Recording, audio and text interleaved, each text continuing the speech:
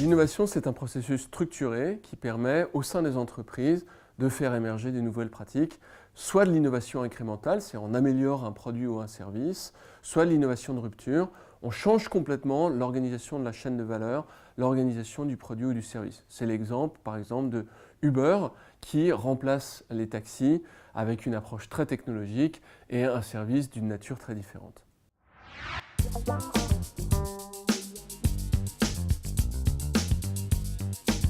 En matière de positionnement de la France dans les baromètres de l'innovation, nous avons des places variées, parfois des très bonnes places, parfois des mauvaises places. Il est difficile de dire, on a plutôt une relative efficacité des brevets qui sont pris par les sociétés françaises, mais pour autant il y a un certain nombre de paramètres qui nous poussent à être inquiets sur l'efficacité à long terme de l'innovation française. Dans le domaine de la santé, nous avons évidemment un système de santé extrêmement développé.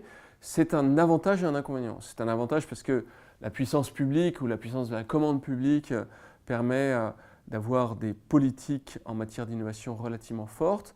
D'un autre côté, la régulation est un frein parce qu'on a du mal à changer les pratiques. L'exemple de la numérisation des systèmes de santé est assez éloquent. On est malheureusement très mal placé dans les baromètres à l'égard des dispositifs électroniques de santé, sans doute parce que le changement de pratique est extrêmement difficile à cet égard dans un processus qui est déjà très largement structuré.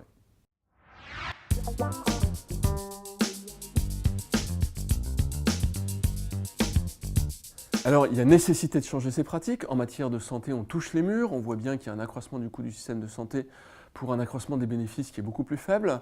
Et il faut donc changer de pratique. Il faut passer d'une médecine qui est aujourd'hui post-traumatique et très largement assise sur les systèmes chimiques à une médecine qui est préventive et qui est individualisée et assise sur la donnée. Ça nécessite de changer les protocoles de santé, d'être beaucoup plus préventif, d'être beaucoup plus en amont, au-delà même de la santé, de rentrer dans le mode de vie des gens. Et ça, il faut avoir une équipe très volontariste, à la fois au sein des instances qui président au fonctionnement du système de santé, à savoir le ministère de la Santé, la Haute Autorité de Santé, la CNAMTS, et puis avoir un certain nombre d'acteurs dans le monde privé qui accompagnent cette dynamique avec des initiatives de tout type, telles qu'on l'a vu dans un certain nombre de pays, européens en particulier, qui ont réussi réellement à faire muter le système de santé.